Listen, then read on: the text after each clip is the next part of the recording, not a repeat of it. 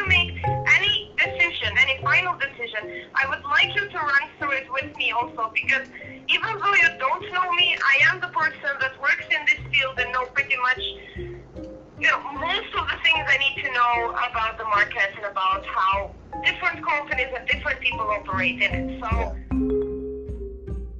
Welcome to Time to Call Out Fraud. I'm Ainsley Cunningham, Manager of Education and Communications with the Manitoba Securities Commission.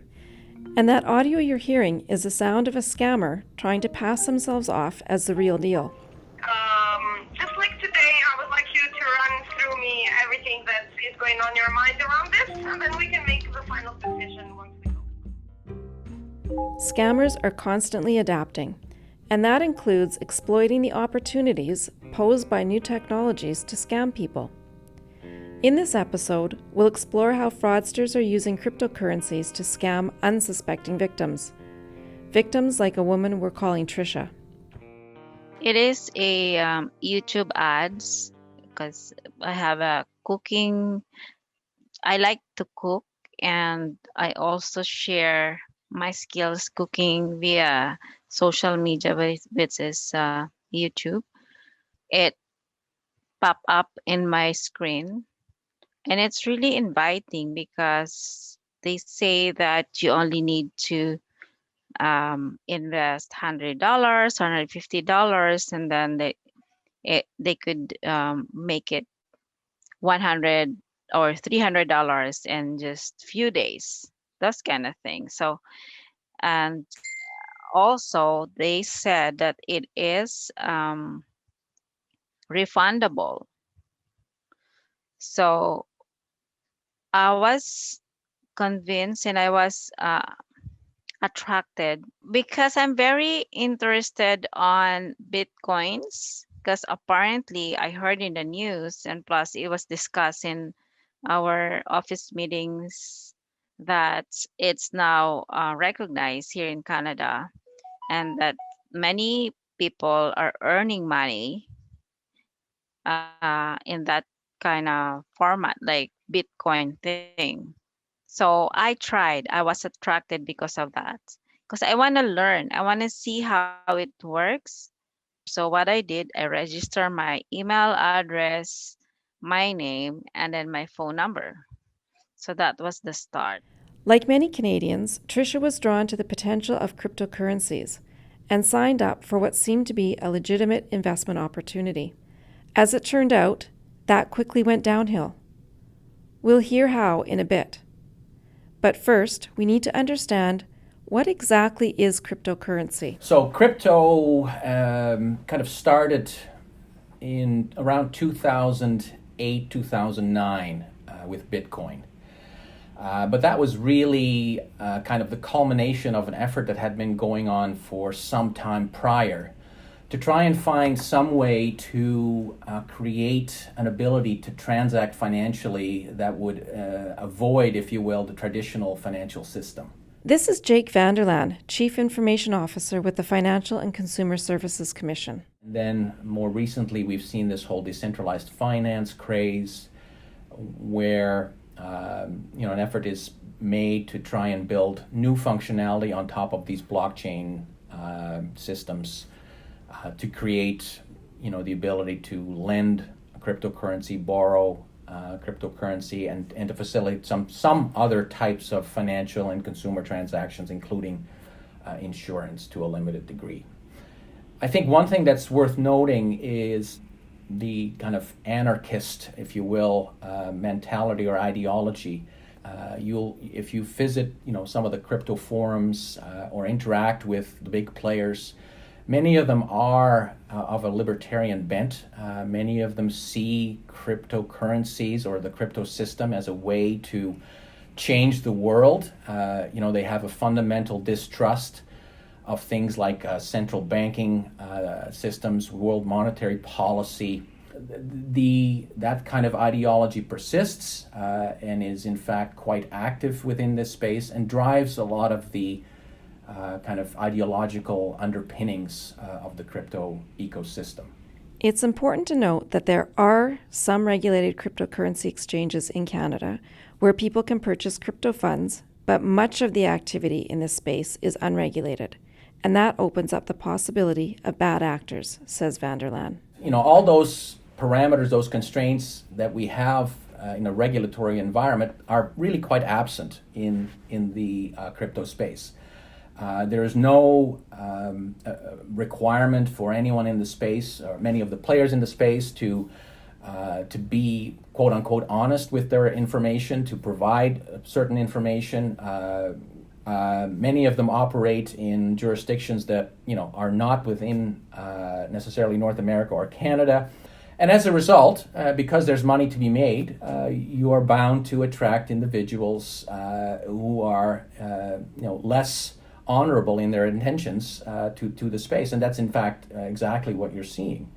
The amount of fraud in the space is very high. One of those frauds is what caught Trisha. My purpose is just to invest like 150 only, and I will see how it will grow. So that's how it started. And I get a call from a guy. His name is Ruben. He said, "Congratulations, you have registered and welcome to our investment team." They started investing that small amount of money. They showed me how it works there, and they make me believe that it is growing in just 12 hours. I mean, it doubled the money. From 150, it became 300 for just how many days? How many hours? They said that, if you want to pay off your mortgage, you could add more dollars on your investment, and it will help you pay off your mortgage in just few years. This has convinced me to add more dollars on it. Slowly, like 1,000, and then 2,000, 3,000, because they made me believe in the website that they are showing me how my money grow. MSC senior investigator Jason Roy says this is often how frauds involving cryptocurrency get started. The way many of these scams work and the way they operate in order to hide their identity and the true destination of the funds is to first get you to send your funds to a crypto exchange. So you're going to convert Canadian dollars into a cryptocurrency at a legitimate crypto exchange.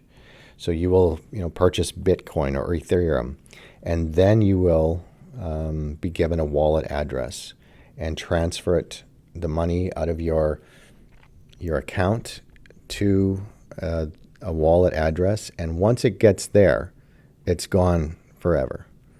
You will be shown fake profits on a website that looks legitimate. However, it's not. Those fake profits are meant to entice you to invest additional funds. And once you don't have anything more to give, you will not hear from them again. As soon as you try to start taking money out is when the problems begin. You'll be told that there are all kinds of fees in order to withdraw your money. And once you've exhausted that, or they've exhausted your resources, they just disappear and really are impossible to find at that point. Detective Mike Stryline with the Winnipeg Police Department says scams involving crypto are also becoming more common in his work with the Financial Crimes Unit. I would say one of the most popular scams where Bitcoin or cryptocurrencies uses the payment method is probably the CBSA scam, or the Border Services Agency scam, where it targets someone new to Canada, and they're told that, hey, there's a warrant for your arrest. Please, with the CBSA, we can have you deported. Please pay this fine or send money to this Bitcoin wallet. But lately, it's been the investment scams over social media. And again, they're asking the victim to send money to a Bitcoin wallet, and that's going to be the way to invest their money. And at the end of the day, that money is gone after they send it. In Trisha's case, that's exactly what happened. Ultimately, she put in $15,000. When she asked to withdraw her money, the so-called investment team stalled, telling her she needed to pay more taxes and fees. So that's the point, the end point for me to, like say, oh, my money is gone. And I was so sad that day, like almost, I guess, 2 weeks that I was thinking, how am I going to get back my money? It's all gone. Though it's still showing up in the website that they make me believe that they are real, but I can't get it. I can't believe myself that I was, a victim by those kind of fraud. But it's a very bad experience for me. I will never get into this kind of thing anymore. But I can still see ads similar to what I saw in YouTube even now. Given the ongoing risks posed by scammers, Jake Vanderland says it's important to increase the regulation around cryptocurrency going forward. We really need to find effective regulation for the key dimensions of the ecosystem, and I think many governments and regulators are finally turning to that as something we need to achieve. And there are a lot of legitimate players. There are a lot of people in this space that provide services to the ecosystem who are also asking that, who want that legitimacy, who want those controls. But you do run up against that ideology that I talked about at the beginning, that anti-government, anti-regulatory, libertarian kind of perspective that is really prevalent at the big player level. The guys that really run the show at the big organizations that form the backbone of the ecosystem. So we'll see where it goes. It's all very interesting, but from the consumer's perspective, do your homework. Don't invest more than you can afford to lose, and pay close attention to things as this all evolves. As for Trisha, she says she's hoping by sharing her story, she'll encourage other people to be cautious about the promises of crypto. It's important for me to, to share this, just to warn the people around us, because I don't want them to experience the experience I had, a really bad one. I am a single mom, and the money that I invested is hard-earned money. I hope this voice podcast would help the people listening to not get into this kind of things, which is, if you don't have that much knowledge in Bitcoin or something, or any investment, any coins, or and so forth, don't register and don't even talk to them, because it's not real. They are fraud. That's it for this episode of Time to Call Out Fraud. Thanks for listening. Please leave a review and share to help spread the message and shed some light on these fraudsters. Next time on the podcast, we'll hear about how fraud affects everyone, from people in their 80s to young people just embarking on adulthood.